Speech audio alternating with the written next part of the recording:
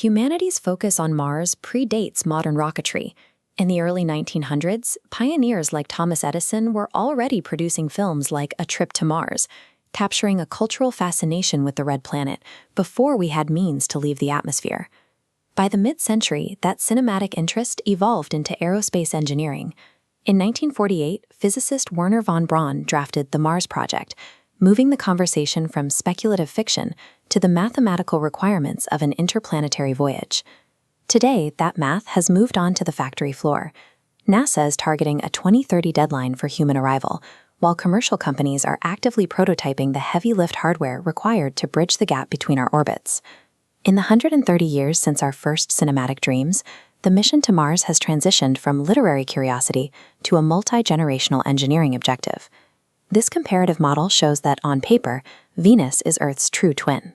It is closer to our orbit than Mars and maintains 90% of our gravity, factors that suggest it should be the logical starting point for colonization.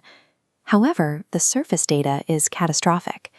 Venus maintains a constant 462 degrees Celsius, an environment hot enough to melt lead. Atmospheric pressure is equally hostile. Every surface probe sent has been crushed or fried within 2 hours of touchdown. Despite greater distance and lower gravity, Mars remains the only terrestrial planet in the habitable zone where human biology can realistically be shielded. Our current understanding of the planet comes from decades of successful robotic rovers, including Curiosity, which has operated in the Gale crater since 2012. But these machines operate under a severe communication bottleneck. Commands from Earth take 4 to 24 minutes to reach the Martian surface, with an equal delay for the signal to return. This lag limits the pace of exploration. A human astronaut can process surroundings and conduct complex geological analysis in 2 hours, a task that Curiosity takes 6 months of remote instructions to complete. To move at the pace of science, we must replace metal with flesh, forcing us to sustain human biology on a planet providing none of the requirements for life.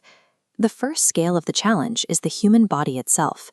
Living in Mars's 38% gravity triggers the rapid degradation of bone density and muscle fibers. Without a magnetosphere, astronauts are bombarded by solar radiation, which fragments DNA and causes cellular damage during the long transit and surface stay. To counter this, candidates like Alyssa Carson are undergoing years of physical conditioning designed to prepare the body for high-stress environments. This includes intense G-force tolerance tests, microgravity familiarization flights, and oxygen deprivation exercises to mimic the extremes of a failing life support system. Establishing physical resilience is the first requirement. Once we land, the challenge shifts toward the immediate construction of a synthetic ecosystem. The Martian surface is a freezing vacuum. Temperatures regularly drop below -100 degrees Celsius in an atmosphere that is far too thin to breathe. Architecture on Mars must function as a perfect, fail-safe bubble, shielding inhabitants from both the toxic atmosphere and the constant rain of solar radiation. This diagram shows the necessity of subsurface habitation. By drilling 2 meters deep, a capability being tested by the Rosalind Franklin rover, we can use the Martian soil itself as a natural shield against surface radiation. While pressurized bunkers can sustain a crew, they represent a survival strategy, not a long-term plan for a thriving civilization. Terraforming is the ultimate planetary-scale solution.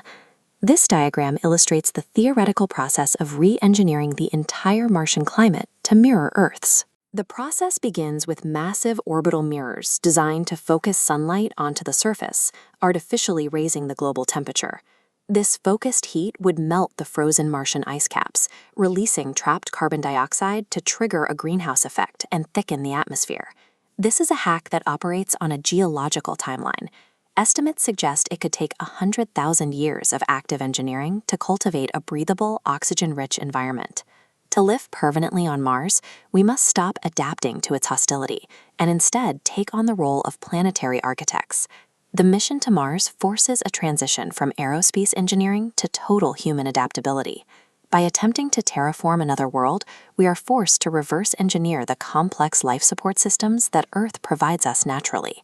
The friction created by Mars's radiation and freezing vacuum is what drives our technological innovation to its limit. Training this first generation to walk on Mars provides a specific blueprint for sustaining human life within a vacuum.